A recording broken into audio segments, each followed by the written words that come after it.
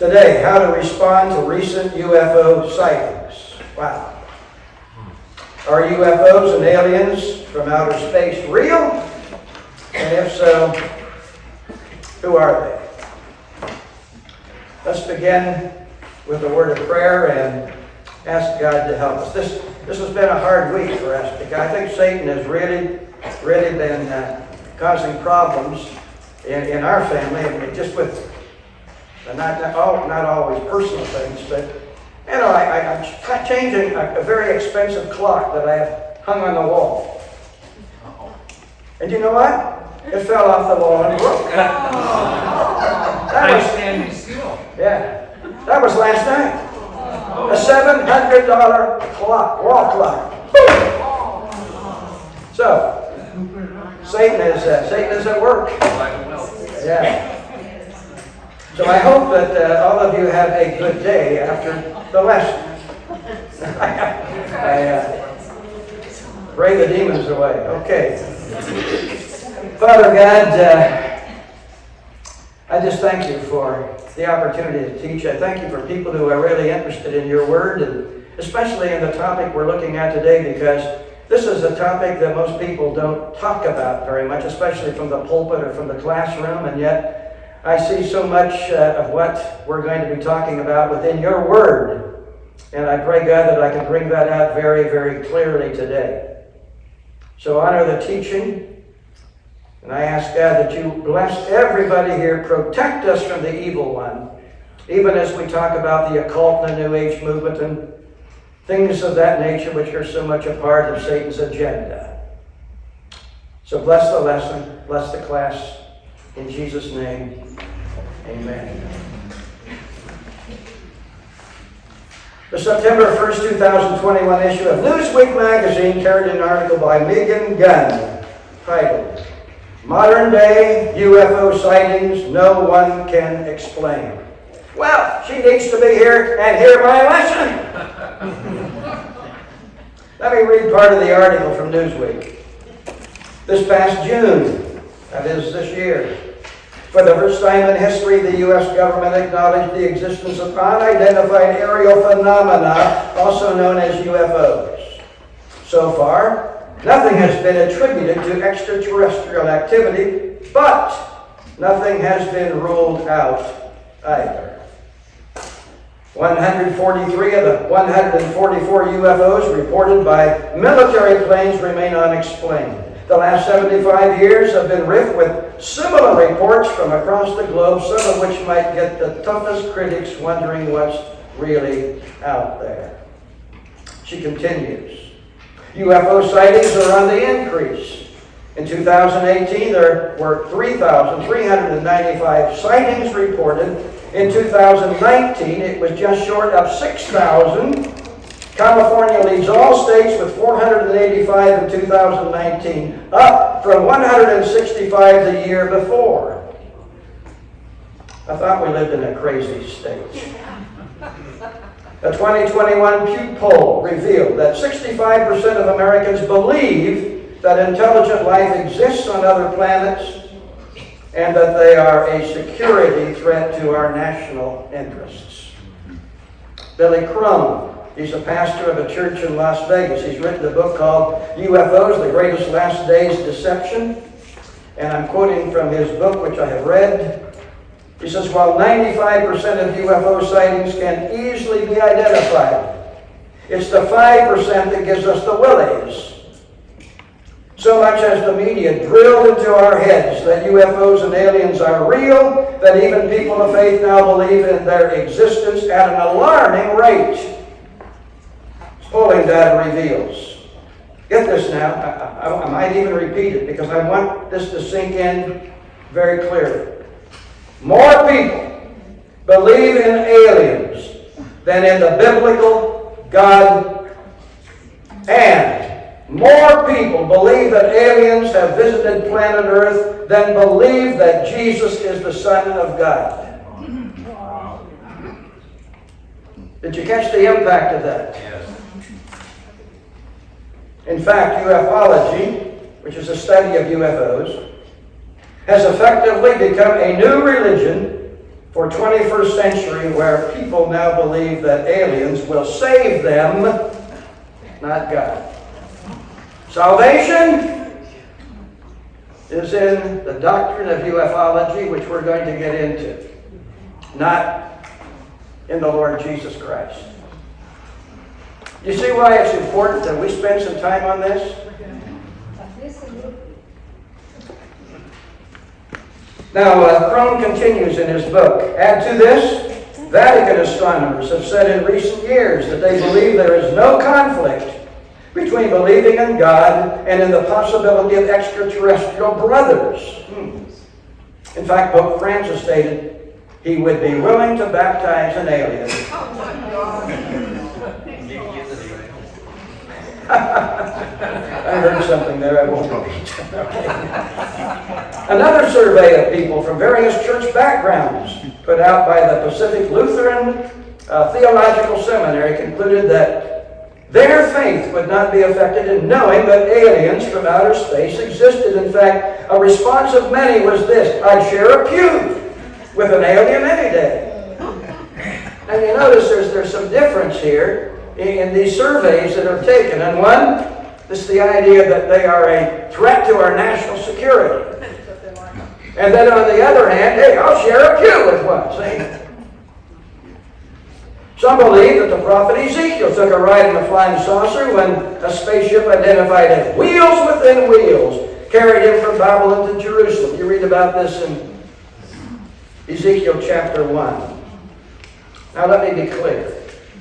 What Ezekiel saw in a vision was the glory of God and not some gods from outer space giving him a ride in a flying saucer. Yet the question of intelligent life on planet Earth has intrigued many people of faith, including C.S. Lewis, who pondered this. The eternal Son may, for all we know, have been incarnate in other worlds than Earth and so saved other races than ours. Now, this is something that C.S. Lewis is pondering. Could it be that there's intelligent life on other planets and Jesus incarnated himself on these other planets and died for them, just like he has come to planet Earth and died and rose again for us? C.S. Lewis pondering that. Why all this interest in UFOs and space aliens? The rise of interest in ancient astronauts rests strongly on a book written in 1968 called Chariots of the Gods. I read that book when it came out. In fact, I preached a sermon on UFOs from the book of Ezekiel back in those days, just to clarify that Ezekiel was not riding in a flying saucer. Anyway, his book deals with unsolved mysteries of the past. The author was Eric von Däniken. He wrote it 1 year before NASA's Apollo 11 mission landed men on the moon. His book became a bestseller, and in 1970 was made into a popular documentary film. Von Däniken's basic premise was that evidence strongly supports the reality of ancient alien involvement in human history. And some of his support comes from ancient cave drawings or idols that have an alien look of oblong, egg-shaped heads with big black eyes. He writes about the technological advances like the pyramids of Egypt, the Stonehenge in England, and the Pampapumka in Bolivia. He maintained that they would not have been possible without the assistance of more advanced technological knowledge that was not available thousands of years ago. So people in ufology today do believe that the pyramids could well have been built by people from outer space. While Von Däniken had his critics, the UFO craze continued through the 1970s and beyond, fueled in part by his book and a documentary film based on his book. Interest in UFOs is more alive today than ever. So this is the introduction. Kind of see where we're headed now. So I'm asking the question now, why is it important for us to study space aliens and ufology? What's the benefit that we're going to get from it? First of all, The evolution of mankind from ancient extraterrestrials visiting Earth. That's the first point I want to talk about.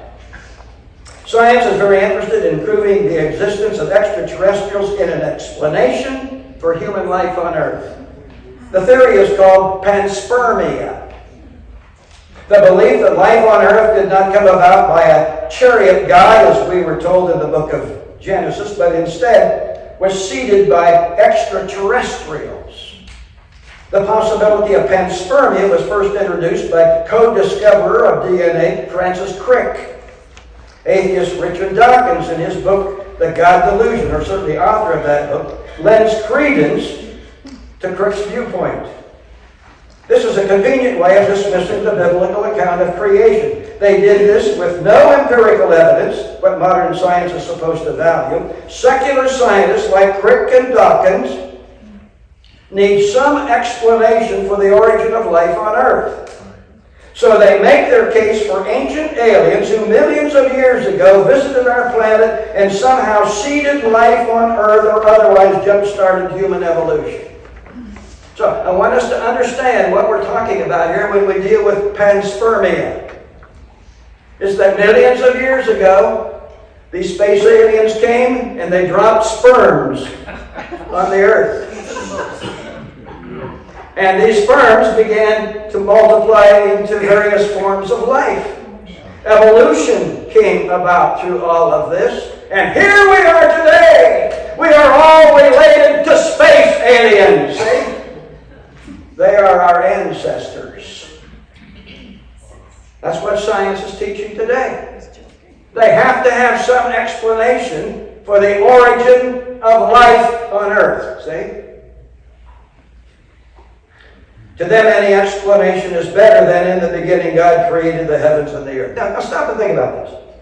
We believe there's a God who exists way out there, but he's an omnipresent God, meaning he's everywhere too, but he has a home in heaven, and that he sent his son Jesus and died for us and so forth. You know that story. I don't have to get into that. But they are willing to discount an all-creating God for some aliens that visited this earth, aliens from outer space, aliens that traveled millions and millions and trillions of miles to get here, just to see life on this earth. Okay?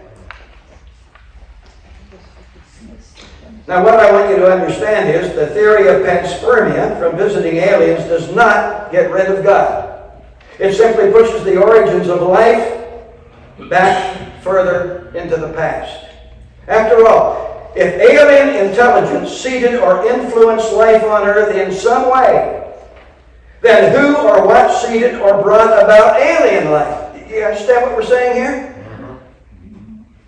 All you're doing is kicking the can down the road. How did these aliens come into being? See? Who seeded them?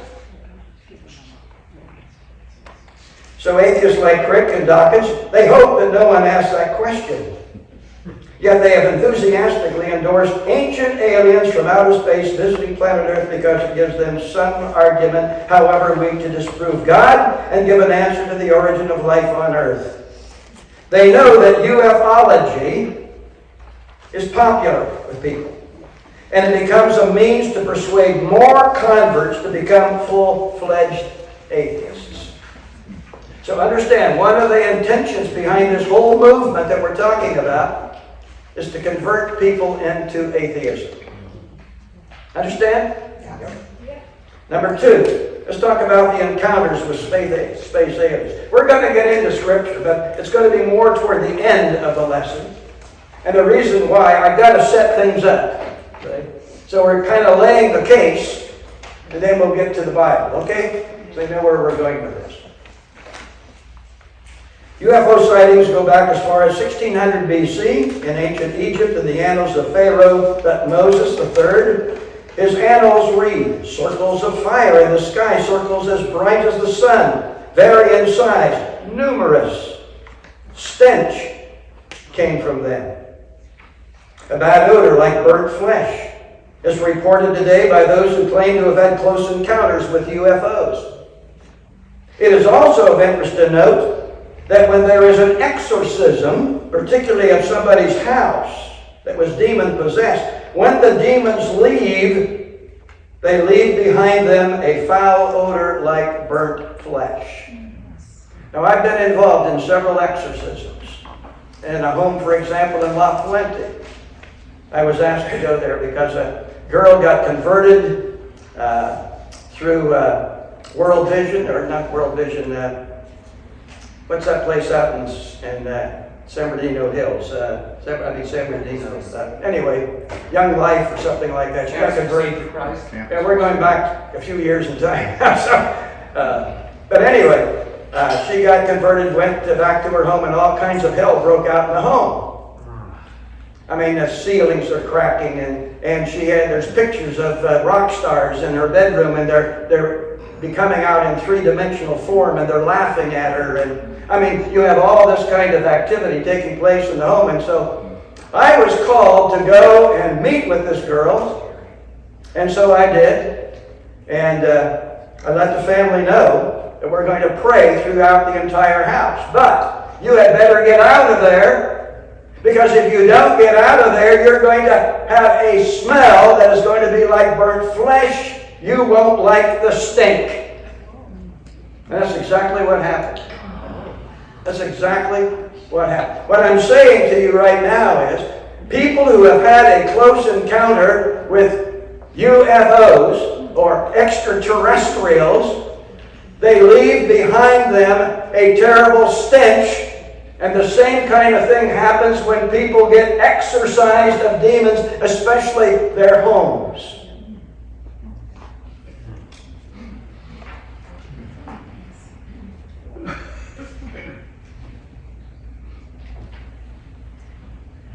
Got to see where I am here now. Okay, we're talking about the smell from aliens, no different than that of exorcised demons. The ancient Indian civilization in America speaks of, I like this expression, I wonder how it got translated this way, cars in the sky. Roman historians in the 3rd and 4th century, such as Pliny, Seneca, Tatius, like Costhenes, all made mention of such phenomena. Christopher Columbus reported on October the 11th, 1492, just 4 hours before his ship landed, said that as he was walking in the deck of the Santa Maria, he saw glowing lights moving up and down in the sky. Now, they didn't have weather balloons in those days. They didn't have airplanes or jets in those days. What did he see? The Indians evidently saw these moving lights as well, and they thought Columbus and his crew were creatures from outer space. In 1973, our government started bringing UFOs out of the closet when the Department of Defense cooperated with NBC in a TV special entitled UFOs, Do You Believe? Our government was carefully watching the reaction to see how it affected the people. Did it create fear or further curiosity? At that time, leading politicians like President Gerald Ford, Vice President Nelson Rockefeller, Senator Barry Goldwater, and many other members of Congress all made statements that they believed that UFOs exist. More recent presidents, Jimmy Carter and Barack Obama, both claim to have personally witnessed a UFO. In a book by Larry Holcomb, which I looked at, entitled The Presidents and UFOs, A Secret History from FDR to Obama, states that every administration from FDR forward has had to deal with the threats of a possible alien invasion. So it's something that our government today is very concerned about. Many celebrities have claimed to witness a UFO. You might remember comedian Arthur Godfrey. Some of you know that name, don't you? Yeah. Of course, Arthur Godfrey Show. It's the Arthur Godfrey Show. Now, he said how his plane almost collided with a UFO. William Shatner Boy, he's been in the news lately. And a Star Trek fan, claims to have received highway directions from a UFO. Shatner said how a voice from the visitor impressed itself on my mind, telling me the right direction to travel for safety. What Shatner is saying is, he's driving down this road and there is this big bright light in front of him, and then he gets a message telepathically. He doesn't hear an actual voice, but it's telepathically communicated to him. Turn around, get out of here, danger lies ahead. I'm kind of paraphrasing that, but you get the idea what I'm trying to say, what Shatner claims. James McDivitt and Ed White of Gemini 4 said their spacecraft nearly had a head-on collision with a UFO. McDivitt said how the UFO pulled out of its course and we lost sight of it. Other astronauts such as John Young, Michael Collins, Neil Armstrong, Gordon Cooper, Alan Bean, James Lowell, Frank Borman, Walter Shearer, John Blaha, and Edwin Buzz Aldrin all have attested to seeing UFOs while traveling in space. Astronaut Edgar Mitchell, who walked on the moon in 1971, has dedicated his life to proving the existence of extraterrestrial life. Chris Hadfield, a Canadian astronaut in 2013, said, "I don't know of any astronauts who think we're alone in the universe." When people describe these UFOs, some speak of them in the shape of a saucer, some in the shape of a triangle, some in the shape of a cigar, some in the shape of an acorn.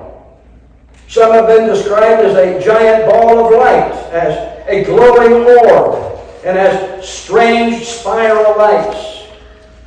They have been clocked at speeds of 15,000 miles per hour, and they make no sonic boom like a normal physical object would. I live in Huntington Beach, so we have the air show there just recently, and I actually didn't go to the real air show, but I went down and watched them practice. So I'm walking along the beach, and one of these jets come about a quarter of a mile over my head, and he turns on his afterburner. I mean, I about jumped out of my pants. I'll tell you, that was a boom. Now, I'm looking this way. Oh, no, the plane is way up here, see? He's going faster than sound, and he's only a quarter of a mile, I'm estimating, over my head. But you see, when you look at these UFOs, they're quiet. Yeah. They don't make that booming sound. They can make 180-degree turns at these speeds. It's like turning on a dime. Now, our fastest jet, I looked this up, Lockheed, is the Lockheed SR-71 Blackbird. It set a record of 2,193.2 miles per hour. What we're saying now, these UFOs have been clocked at speeds of over 7 times that of our fastest plane. UFOs have been described as interdimensional, and thus they are not under the laws of physics or the laws of gravity, time, space, speed, and locality like we are. One of the books I read likened it like a fish in a fishbowl. And so you have these fish swimming around in the fishbowl, and you take your finger and you stick it in the water, and what does the fish do? The fish thinks it might be food, so the fish comes up, and when it realizes it's not food, boy, that fish just turns on a dime and gets away from your finger. And that's how UFOs have been described in terms of how quick they can turn and how quick they can move.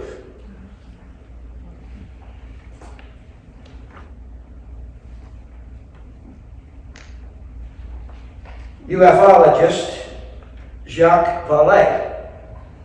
So he's involved in this whole movement. Describes what has happened to people who have been abducted by these aliens. I'm quoting now from him. The majority of the abductees claim that while aboard a spacecraft, craft. Aliens have performed intrusive and painful medical procedures on them. These procedures are usually torturous to the point of leaving physical abrasions that are visible the next day. While many times the abductee's memory is wiped out, it is said that hypnosis enables some of these memories to be retrieved, though this view is controversial, he says, and unproven. John Ankerberg, you might be familiar with that name, and John Weldon, they put out a lot of Christian booklets.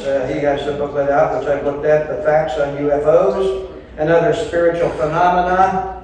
I'm going to quote from that book.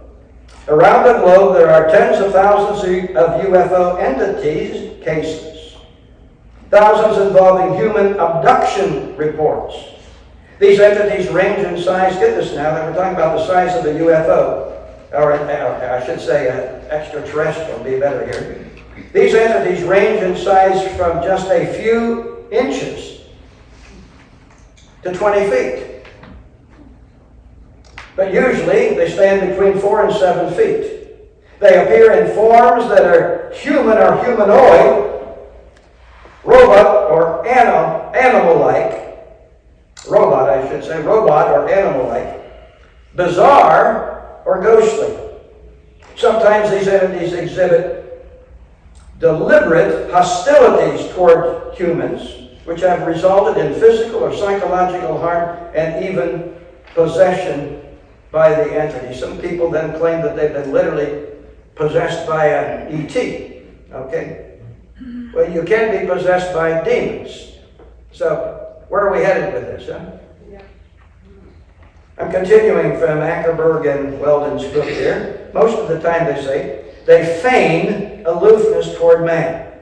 Like, I don't care about you. Or in contactee cases, a genuine concern. Sometimes they show a genuine concern. That's what William Shatner was talking about. I'm driving down this road, and there's this strange light in front of me, and I get this telepathic message, get out of here because you're in danger. So there's some concern that is shown. Sometimes, just like UFOs, these beings appear independently in three-dimensional space and time, while at other times they exist only in the experience of the observer. Sometimes people say they actually saw an ET. They actually saw that the ET was very visible, just as you are visible to me and I to you. Sometimes it's just a matter of what they see in their mind rather than the actual physical or spiritual being, I guess is a better way of putting this, but a being that would manifest itself in some kind of physical way that could be seen. The morphology, that is various forms, the morphology or form of the UFO occupants suggests ties to the Earth, not outer space. Classification of the entities corresponds broadly to creatures of historic folklore, get this now, mythology, demonology, and occultism in a wide variety of times and cultures. So, these ETs do not always appear to look the same. Sometimes they look like human beings. You know, they have a face, they have arms, they have legs, just like you do. Sometimes they appear like some big woolly creature, like Big Bear, for example, you know.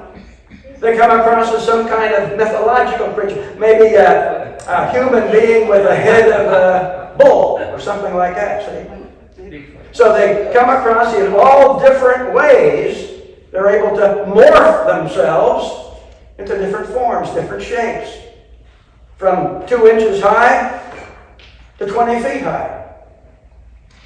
Wouldn't you like to encounter one of these guys?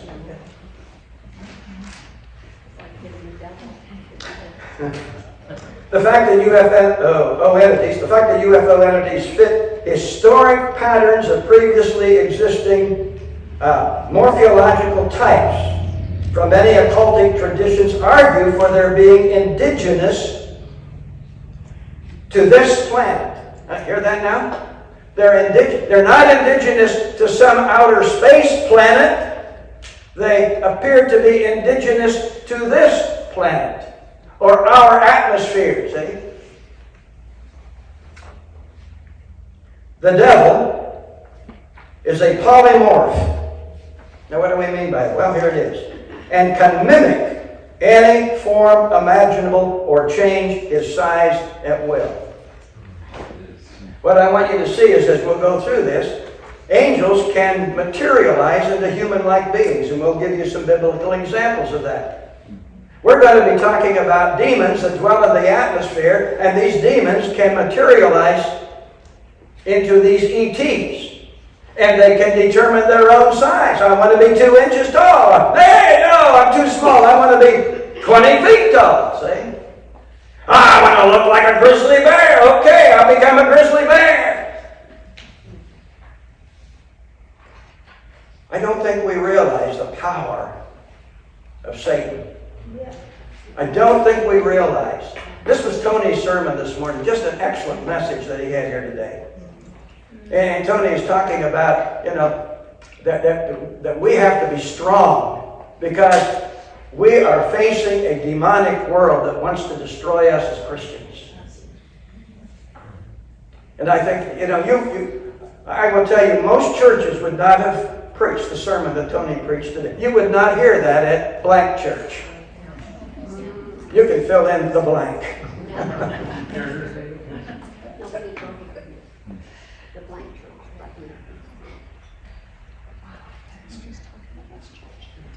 So this quote that I've just given you from Ankerberg and Weldon here has given us keen insight into these so-called aliens from outer space. They are not, here it is, they are not from another planet, but from our own atmosphere, and they are demonic. Well, I want to get that point across.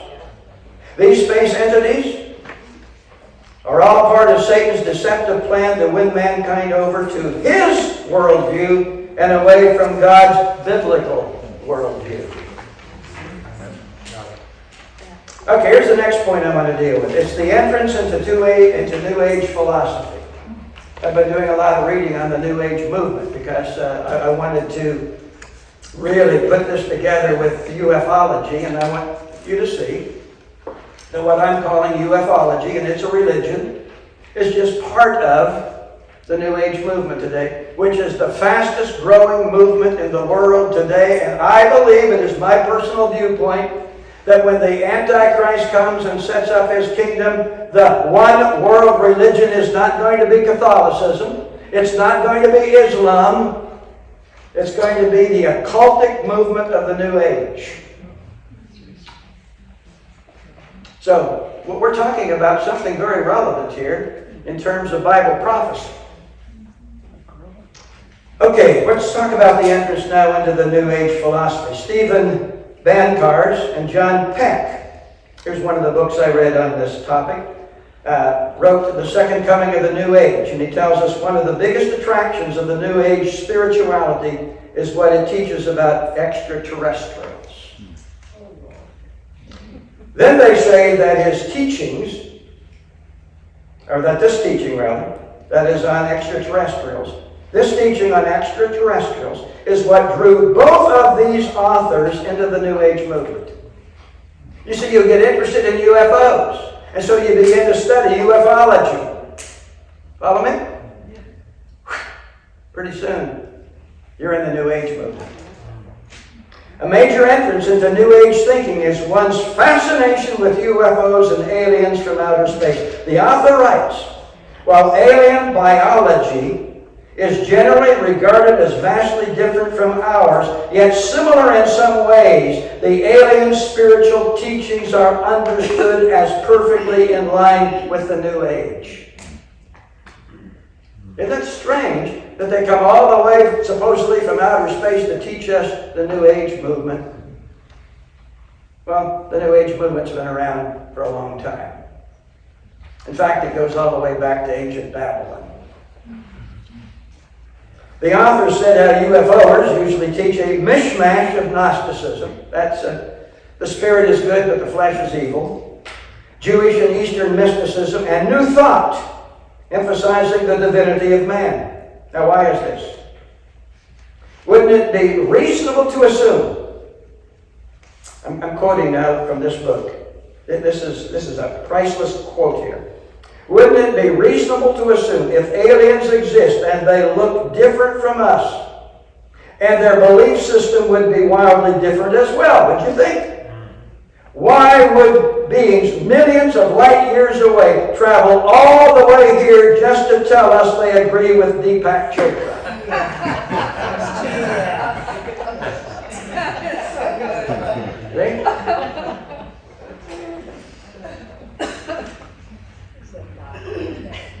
Deepak Chopra is one of the leaders of the New Age movement today. You know, he lives right here in Newport Beach.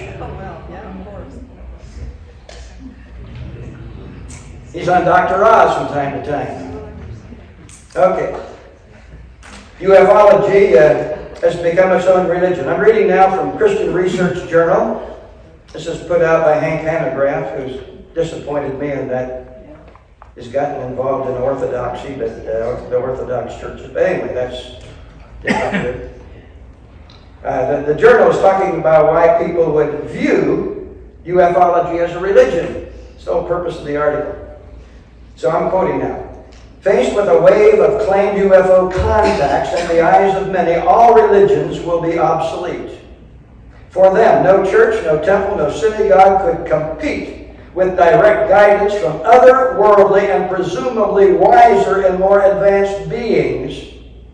For those who have rejected God, get this, for those who have rejected God, aliens are God substitutes. The Boston Herald columnist Don Federer wrote, as a significant portion of the population drifts away from traditional religion, Americans are finding comfort in salvation or discipline from beyond the stars.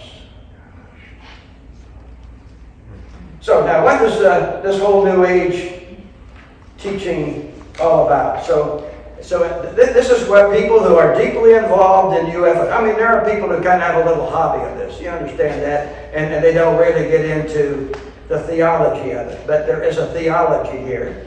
And here it is. I'm going to give you 10 creedal statements of people who are serious about UFOs, and it's all part of the New Age movement. Here it is. Number 1, all is one and all is God. UFOers say God, man, creation are all part of the same divine essence. This is what we call old-fashioned pantheism. You know what pantheism is? No. It's the idea that God is in everything. God is in you. God is in me. God is in a brick. God is in a rock. God is in a tree. God is in a flower. God is in everything. Because everything is divine. See? So man is divine. As such, they believe the earth is alive. There's the environmental movement. And we have been called to be good environmentalists. One person who claimed to be abducted by an alien was put in a trance where he saw earthquakes, hurricanes, tornadoes, and all sorts of destructive weather that was destroying the planet. When he came out of the trance, he wanted to know the purpose of the vision. So in a telepathic way, evidently, he was told that the aliens have come to help save planet Earth. Ah, that's the Green New Deal.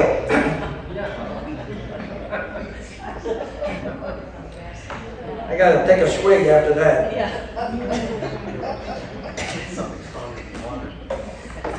So, all is one, all is God. It's old-fashioned pantheism. That's what Hindus believe. That's what Buddhists believe. And on and on. Many of the Eastern religions are caught up in this all is one, all is God, this idea of pantheism. Next. The occult is good. What do we mean by occult? Well, I'll show you here. UFOers, that's my term here now. UFOers say to contact an alien, you need to abstain from eating certain meats. Practice meditation and develop your own psychic abilities by seeking direction from the spirit world through, here we are, this is understanding now the occult movement, a psychic, a channeler, a palm reader, an astrologer, or somebody consulting a dead relative, which is the practice of necromancy. See? Now I'm going to go back to this idea of eating certain meats. One thing I have never heard a message on is this particular sign which the Apostle Paul gives concerning the nearness of the Lord's return. Listen to this now. This is 1 Timothy chapter 4, verse 3. He's talking about in the last days. He's giving end time signs. Here is one of the end time signs. Get this now. To abstain from foods which God created to be received with thanksgiving by those who believe and know the truth. To abstain from certain foods is one of the signs that we're coming near the end of time. Now, remember, God gave us meat to eat. Boy, I praise God for that. I enjoy a good steak. You read about this in Genesis chapter 9, verse 3. Notice, however, what Paul wrote to the Corinthians. This is 1 Corinthians chapter 10, verse 25. This is from the English Standard Version. Eat whatever is sold in the meat market without raising any ground of conscience. Now, I've been to some of these meat markets in third world countries, and I wouldn't want to eat the meat. I mean, you can go into these markets and meat is hanging from a cord outside, and it's covered with maggots and flies.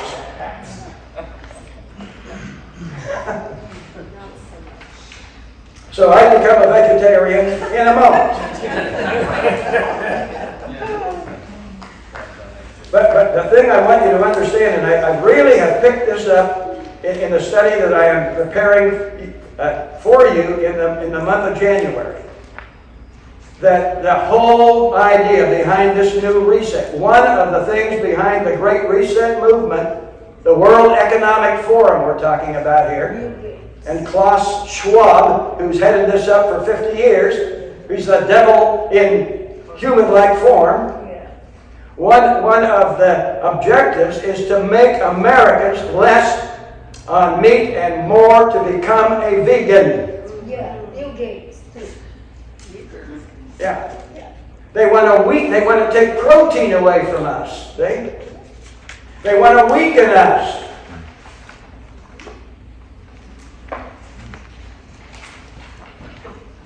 We'll get into that. Look forward to January, because these are the three most difficult lessons I've ever had to put together, because they will be. There's no one else talking about them. That's one reason. Thirdly, Christianity is bad.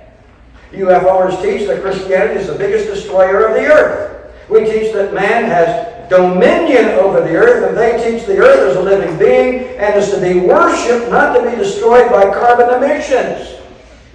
So we go drive around in gas-operated automobiles. We are to blame for the bad environment, see? And we as Christians, you see, we're the ones that we have a little hesitancy getting out of our gas-driven car into an electric car, see?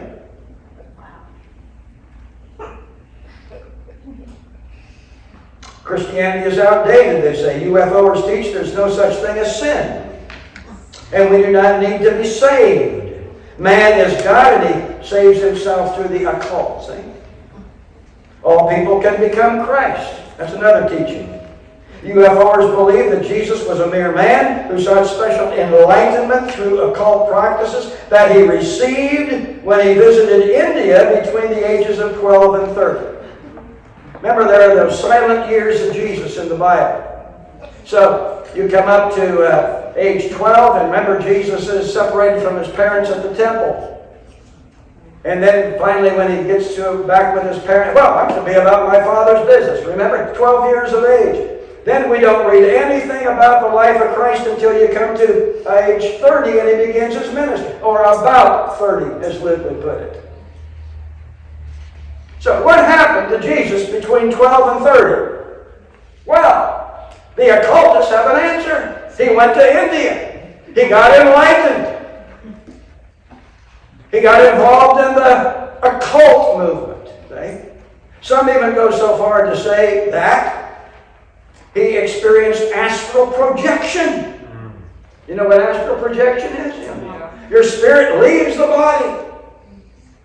Basically, you're dead. And it travels all the way from Galilee to India. And there he comes in contact with ascended masters. And he gets all of this enlightenment. And then he comes back and re-inhabits his body. And now he is a New Age guru. That's who Jesus is. Okay.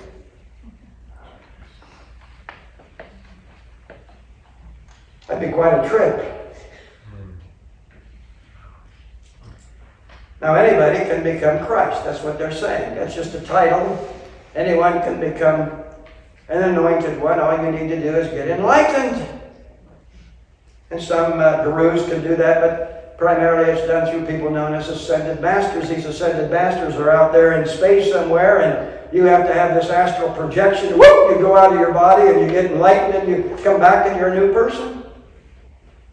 Stupid! I haven't said that in a while. Next, the devil is good. They believe. UFOers believe that Satan is Lucifer, the angel of light, and is one who can show us the way to a better life. He is to be worshipped, not to be feared or hated. Now, let me also say that many Satanists do not believe in a literal Satan. I believe in a literal Satan. I believe that he is a real spirit being that was an angel in heaven, and that was cast out of heaven, dwells in our atmosphere. I believe he's a real person, but even Satanists don't necessarily, not all of them, but most Satanists don't believe that Satan is a real person. It is a philosophy to do whatever you want to do. See? That's the idea behind Satanism. And each man did what was right in his own eyes. All religions except Christianity are the same and have equal merit. UFOers believe we are on the cusp of a new age of the occult enlightenment, and UFO entities have come to assist mankind in leaving the old ways, the old traditions, and to help us adjust to the new age of spiritual advancement. This includes acknowledging that Jesus is just one of many great teachers. He's one of the great enlightened ones, no different than Buddha, Muhammad, or Confucius. On and on we could go. They teach all these great teachers are ETs who have come to assist mankind in their next step of evolution. See, right now, I'm going to show you where the evolutionary process has stopped for hundreds or millions, thousands of years, I should say. For thousands of years. Man today looks the same as man did back in Abraham's day, back in Adam's day. But their belief is that man, of course, evolved from a little primordial being, a little seaweed or something. And now, finally, we have reached this point, but it has stopped. And we need to move forward. We need to move forward in evolution to become perfect here on earth, to create our utopia on earth. And these ETs have now come to help us get out of the rut that we are in and advance this whole idea of evolution. We'll talk a little bit more about that. They believe there is no resurrection, but reincarnation. So when people die, they go to some astral world where they will eventually return to earth and dwell in another human body. They will go through this recycling, this reincarnation cycling, as many times as necessary until they become literally enlightened, and then they can attain nirvana. Now you know what the word nirvana means? It means unconscious. What hope! I am going to go through all these cycles of life to become ultimately unconscious.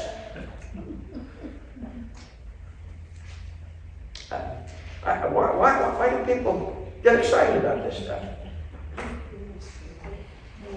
And then, you just kind of become part of the universe, and maybe you might even become an ascended master. Number 9, mankind will evolve into perfection. In so doing, create their own utopia on earth. This is what I was talking about just a bit ago. ETs are visiting our planet to assist us in overcoming all sickness, all disease, all death, and to kickstart the evolutionary process where man will live forever on earth in his own self-made utopia. Follow? You understand what we're saying here? What we call heaven, they want to bring to earth. They want to deny God as having anything to do with it. Man is capable of bringing about his own utopia. But what is the problem? We Christians are in the way. And I'll explain that in just a bit as we bring this to a close. Okay, let's get into the Bible a little bit here. We're going to talk about the evidence from Scripture of space aliens. One of the most influential chapters in the Bible that have helped people come out of the New Age or secular ufology is the realization of what Genesis chapter 6 really means. Now, I'm going to read Genesis chapter 6, verses 1 through 8. Now it came to pass when men began to multiply on the face of the earth, and daughters were born to them, that the sons of God saw the daughters of men, that they were beautiful, and they took wives for themselves of all whom they chose. And the Lord said, My spirit shall not strive with man forever, for he is indeed flesh, yet his days shall be 120 years. There were giants on the earth in those days, and also afterward, when the sons of God came into the daughters of men, and they bore children to them. Those were the mighty men who were of old, men of renown. Then the Lord saw that the wickedness of man was very great on the earth, and that every intent of the thoughts of his heart was only evil continually. And the Lord was sorry that he had made man on the earth, and he was grieved in his heart. So the Lord said, I will destroy man whom I have created from the face of the earth, both man and beast, creeping things, and birds of the air, for I am sorry that I have made them. But Noah found grace in the eyes of the Lord. Notice now the phrase, sons of God. They saw the daughters of men. They were beautiful, and they took wives for themselves.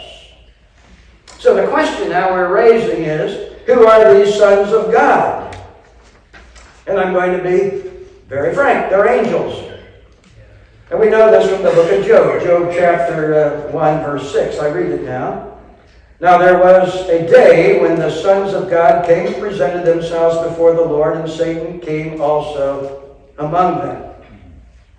So, unbeknownst to Job, God is holding a council with his heavenly court, where they were to give an account of their ministry before God. You get some implication of this from 1 Kings chapter 22. In other words, God has all these angels. These angels are to be ministering on God's behalf.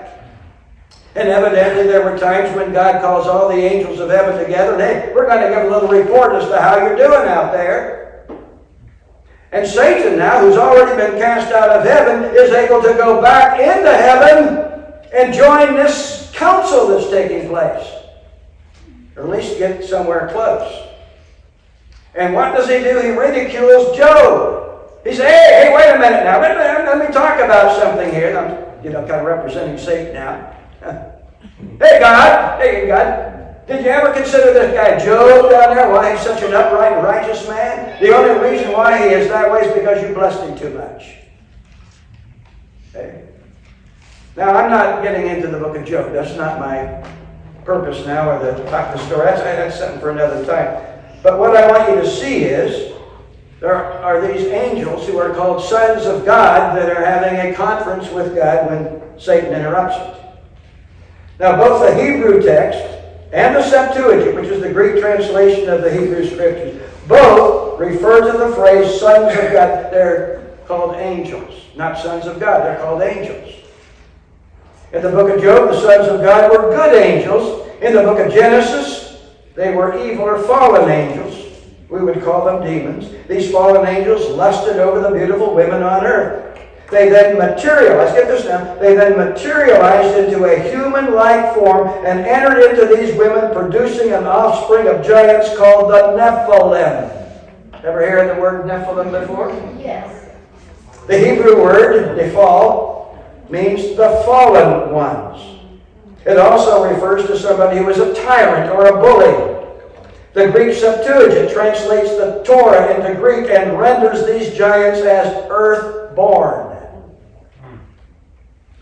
What we are to understand from the Genesis text is this. These there was, what I want to say is there, not these. There was an unusual union between some fallen angels and human women, which resulted in an offspring which was superhuman, a hybrid of part man, part demon.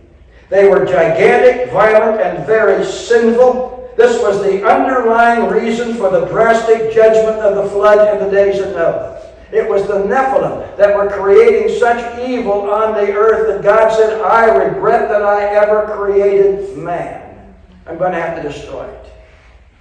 The Epistle of Jude makes mention of this strange account. Notice this is Jude verses 6 and 7. And the angels who did not keep their proper domain but left their own abode, that is, they got out of heaven, he, God, has reserved in everlasting chains under darkness for the judgment of the great day, as Sodom and Gomorrah, as the cities around them in a similar manner to these, having given themselves over to sexual immorality and gone after strange flesh, are set forth as an example, suffering the vengeance of eternal fire. So, these fallen angels, these angels that were kicked out of heaven and followed the Satan who tried to rebel against God, these fallen angels not only were sexually involved with the women of the world, some of them, not all of them, but were guilty of homosexuality with men as in the days of Sodom and Gomorrah. Now, Sodom and Gomorrah happens after the flood.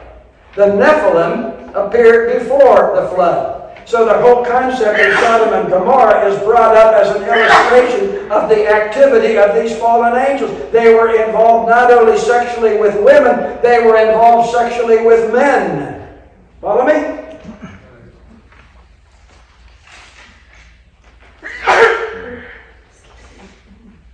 Yet people who claim to have been visited by extraterrestrials say they are sexless beings. I almost drew a picture and showed you one, but you can just imagine a guy with an oblong head and no private parts. Just nothing. Okay. Now Jesus talks about angels as being sexless. Remember, Jesus said the angels are sexless in the fact that they cannot procreate or produce other angels. See, that's the idea of angels being sexless. All the angels that were ever created were created at one time. There are no angels being created today. And no angel can produce another angel. However, Jesus never said they could not materialize in human form and have sex with earthly women.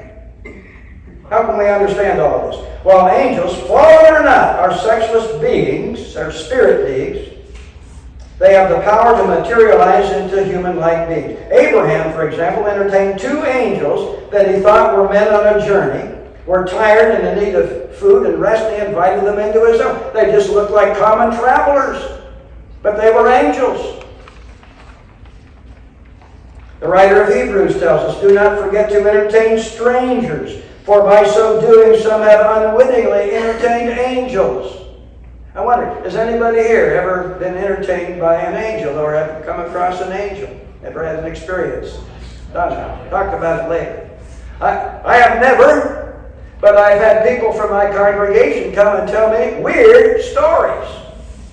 The one that comes to my mind right now is that here was this couple that were out in some no man's land. They didn't have cell phones back in those days. And they got stuck. And they had no way to go. And had no cars coming by, nothing to help them. And all of a sudden a car pulls up behind them. A man dressed in a suit gets out, gets the car fixed. The couple turns around to say, thank you very much for what you have done. And they disappeared. The car disappeared. They disappeared. Now, you can believe that. Some of the stories I hear as a pastor.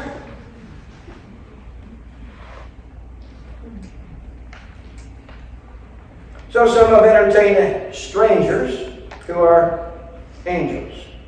Angels, while spirit beings, can materialize into human-like beings. They could in pre-Diluvian days, that is before the flood, became sexual beings and entered into women of the earth, producing an offspring of giants who were part man, part demon. That's the Nephilim. The Apostle Peter also makes mention of this same incident. Notice, he said in 2 Peter chapter 2, "For God did not spare the angels who sinned, but cast them down to hell and delivered them into chains of darkness to be reserved for judgment, and did not spare the ancient world, but saved Noah." Now the translation I use here, which is the New King James, uses the word hell. Cast them down to hell. Now the word hell is... in this text is not the typical Greek word, which is Gehenna.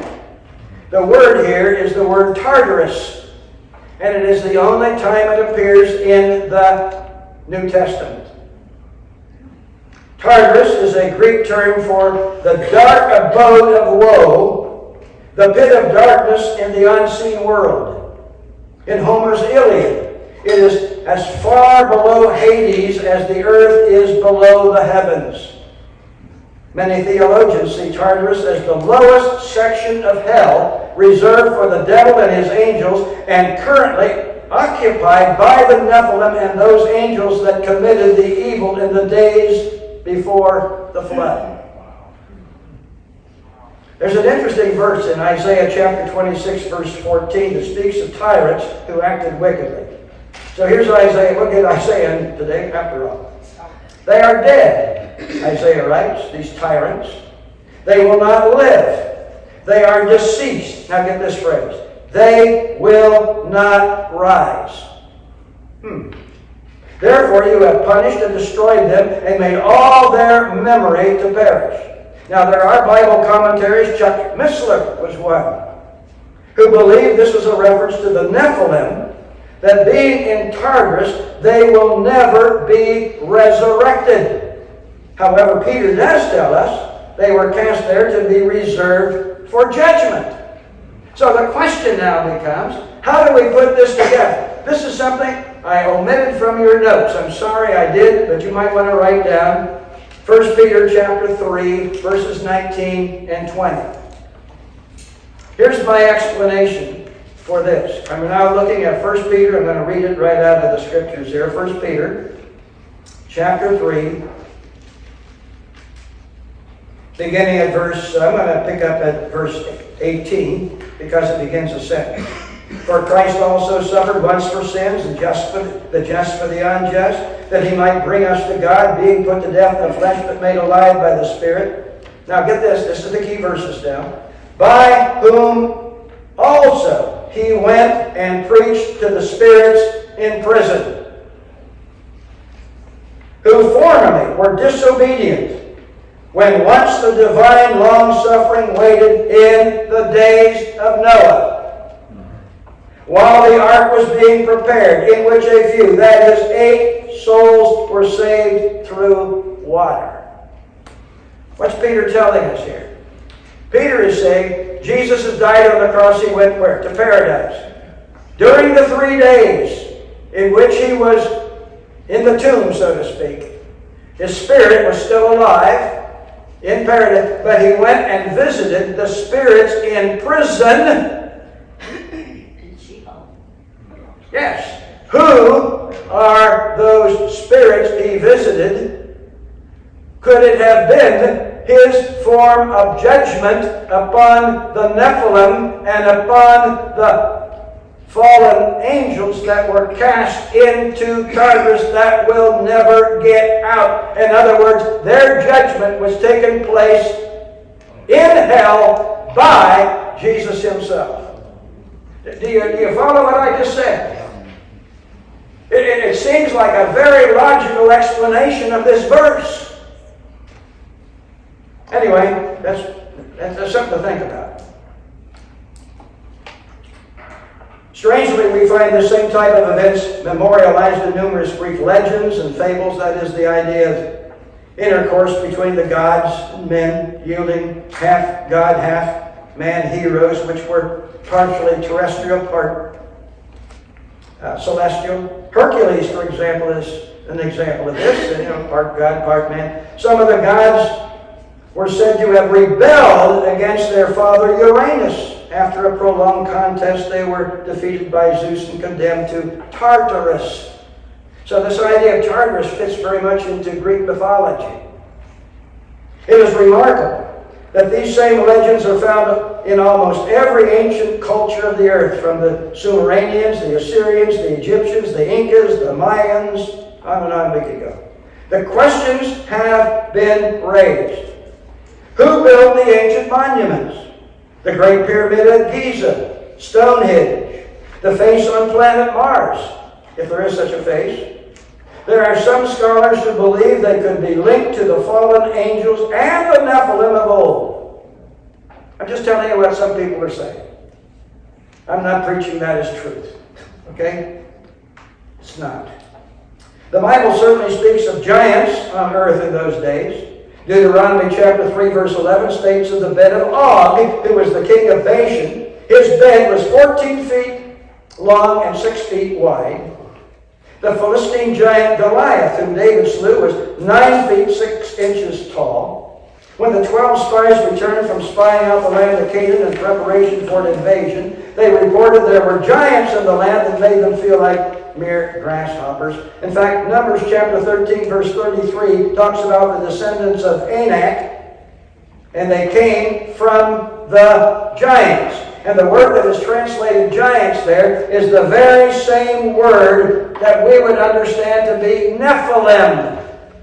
And so now there's an interesting question that we have to bring up. There were Nephilim that existed before the flood, and we are saying these Nephilim were part demon, part human. They were that kind of a hybrid.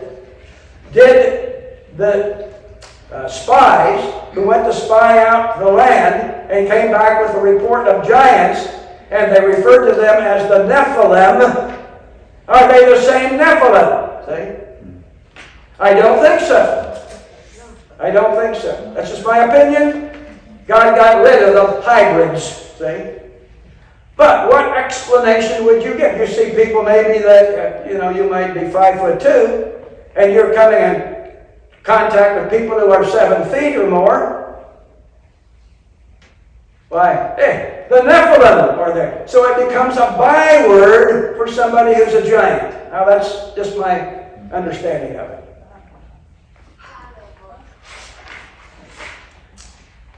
We got to keep moving here. So what about the evidence for giants? Do we need an open door in here? Or? Yes, it's hot. It's a little bit on the... Outside. I think all those kids are finished yelling out there. She'll get that. Try to get a little air. I hope they didn't stop the air conditioning, but we'll get through this. So here's the question. What is the evidence for ancient giants? Many cultures throughout history have their monster stories of giants that once roamed the earth. For example, there was a skeleton discovered in Trapani in Sicily in the 14th century of a 300-foot long creature known as the monster of Polythene. Greek philosopher Plutarch, who died in 119, wrote of a creature called Antios, who was 105 feet in height. Pliny, who had died in 79 AD. He was a Roman historian, a philosopher, a commander in the Roman army. He writes of a creature called Orion, whom he says was 80.5 feet tall. In the late 1950s, during road construction in the Euphrates Valley of southeast Turkey, many tombs containing the remains of giants were uncovered in what is now called Genesis Park. The leg bones of these giants were measured, and some stood 14 to 16 feet tall. Another fascinating account involves the Patagonia giants discovered in Spain, who were 10 to 12 feet tall. The Spanish called these big-footed giants Patagons, which becomes the basis for the region named Patagonia. The tallest person in modern recorded history was Robert Wadlow. He was from Alton, Illinois. He stood just under 9 feet tall. He died in 1940 at age 22, and he was buried in a 10-foot long coffin. It took It was actually a half-ton coffin to it, a 10-foot half-ton coffin. It required 12 pallbearers to lift it. According to the Guinness record keeper, the tallest man alive today is Sultan Kozan of Turkey. He was born in 1982. He stands 8 feet 3 inches tall. What are we to conclude about these UFO sightings and the eyewitness account of people being abducted by so-called space aliens? My assessment, and that of many other serious Bible teachers, is that these creatures are not visiting us from some faraway planet, but that they are fallen angels, demonic beings that dwell in the atmosphere along with Satan, who is called the prince of the power of the air. These so-called aliens have supernatural powers and are being used of the devil to deceive mankind, to draw people away from the one true God into a false religion called ufology. It is an occultic religion that will ultimately set up the one world religion under the Antichrist and the false prophet. The final kingdom of the world is called Mystery Babylon, and it will be known for her murdering of all believers by decapitation during the Great Tribulation, as well as for her, get this now, sorcery. Sorcery. Now I know that is the word pharmakia. I know it refers to drugs. Listen, sorcery is very much part of the occult. Very much part of the New Age movement. That's why I believe that the religion of the false prophet is going to be New Age occultism. Now I want you to stop and think about what we've learned from people who claim to have encountered these aliens and have been abducted by them. They communicate with humans by mental telepathy. In other words, you don't hear a voice. They can change their size at will from being only a few inches high to maybe as tall as 20 feet. They are spirit beings that can materialize into a human-like form. They are mentally far superior to us earthlings. They abduct people for physical and sexual experimentation. They leave behind an odor like that of burnt flesh. They travel in machines that can go as fast as 15,000 miles per hour, that can turn on a dime. When one of their saucer-like crafts crashed, as supposedly happened outside of Roswell, New Mexico in mid-July of 1947, there was no body or ET to be found. So, here you have some wreckage of what they say. This must be some kind of flying saucer, something we can't identify, but there's no one to have driven it. What happened? Did they just disappear? Our government at the time covered up the story by saying all that was recovered was a weather balloon. Yet the fact that believing in extraterrestrials has served a purpose of drawing people into New Age occultism. It has given strong support from various religious cults like Heaven's Gate. Scientology is very much involved in this. Nation of Islam is very much involved in this. Notice that. Church of Jesus Christ of Latter-day Saints, they're very much involved in extraterrestrials. UFOers have enhanced interest in out-of-body experiences. Shamanic journeys, that is the soul traveling through upper and lower worlds to learn healing lessons. Involvement with channeling and psychics. Hand-on healing through meditation and crystal energy. Psychic communication, like telepathy, ESP, and psychokinosis. Psychokinosis is the ability to move objects with mental effort without even touching the object. I have seen where, I'm trying to think of the guy's name right now, can just think and turn a fork. What's his name?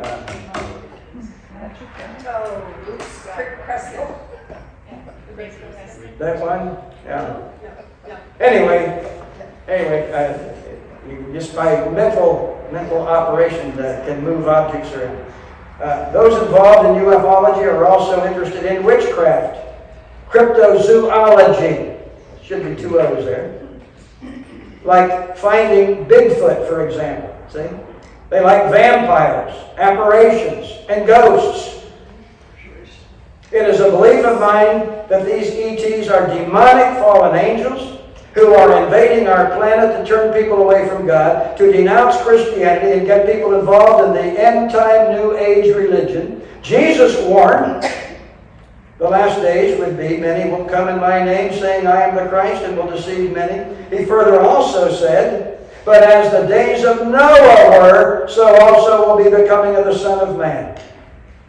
One thing that set the days of Noah apart from other generations was the invasion of fallen angels to earth to have sex with women of the world, creating a breed of giants who were half man, half demon, known as the Nephilim. Today, here's a question I'm raising. Are we witnessing the return of the Nephilim in a different way, as fallen angels have presented themselves as extraterrestrials, arriving in strange spaceships and turning the hearts of mankind away from God to a new religion called New Age ufology? I'm just raising the question. Well, one more thing, because this is the end of this, but I got to bring the conclusion. I know we're late, but hey, this is the last time I'm doing this. Okay. It's the explanation for the rapture of New Age ufology. Students of ufology do not believe in biblical eschatology like we teach in this class. They deny the rapture of the church. The 7-year tribulation is a judgment of God upon the earth, and the second coming of Christ to the earth to establish His 1,000-year reign. However, just in case, they have an explanation if the rapture does occur. So notice now what's going to happen to everybody in this room according to New Age thinking. Space aliens will arrive in their flying saucers, abduct all born-again Christians, carry us off to some faraway planet for re-education. Now, why do we need to be re-educated? It is Christians who have been holding back humanity, of preventing mankind from achieving utopia, where man will live on earth with perfect health and prosperity, and where death will be permanently defeated. Christians are preventing man from creating heaven on earth. The evolutionary process has stopped. It's got to start again. Okay? Now, why are we the culprits here? We believe in a God who opposes everything the New Age movement teaches. We teach only Jesus is God in the flesh. They teach every man is a God. We teach that God's truth is absolute. They teach every man can do what is right in his own eyes. We teach that salvation is to be freed from sin and hell by God's grace and Christ's atoning sacrifice. They deny there is such a thing as sin and teach that salvation is being freed from the restraining moral laws of God, which only hinder man's progress toward a utopian life. Therefore, on some far distant planet, we Christians will be re-educated. If we deny our faith in Christ and learn their worldview and commit to live by their worldview, we will get another ride in a flying saucer, and we will come back to this earth to enjoy the utopian world that man has already created in our absence. I have news for them. We're going to take a ride far beyond the planets, the stars. We're going to travel to the very throne of God Himself. We're going to go to what Paul called the third heaven. Yes, fasten your seatbelts, everybody. When Jesus comes for His church, He's going to give you a ride like never before, and you will go beyond all the galaxies and right into the heaven of heavens, where Jesus has a mansion prepared for you. Jesus said, let not your heart be troubled. You believe in God, believe also in me. In my Father's house are many mansions. If it were not so, I would have told you. I go to prepare a place for you. I will come again and receive you myself, that where I am, there you may be also. And how are we going to get there? It's what we call the rapture. We're going to be literally swept off our feet when Christ comes in the air at the sound of the trumpet. And we're going to meet Him in the air. For the Lord Himself will descend from heaven with a shout, with the voice of the archangel, and with the trumpet of God. And the dead in Christ will rise first. Then we who are alive and remain shall be caught up together with them in the clouds to meet the Lord in the air. And thus we shall always be with the Lord. Listen, I am ready to take that trip right now. How about you? The choice is yours. A ride in a flying saucer to some unknown planet for the purpose of being re-educated, or to be caught up in the rapture, to meet the Lord of the air, and to be forever with Him in perfect health with your own home. A beautiful mansion He's prepared for you. And no more sickness, sorrow, suffering, sighing, crying, dying. You see, the very thing we, the Christian message, we as Christians teach, it's the very message the New Age movement teaches, but they say man can bring it about and not God. That's the difference. Well, I'm finished. So, that's a big step.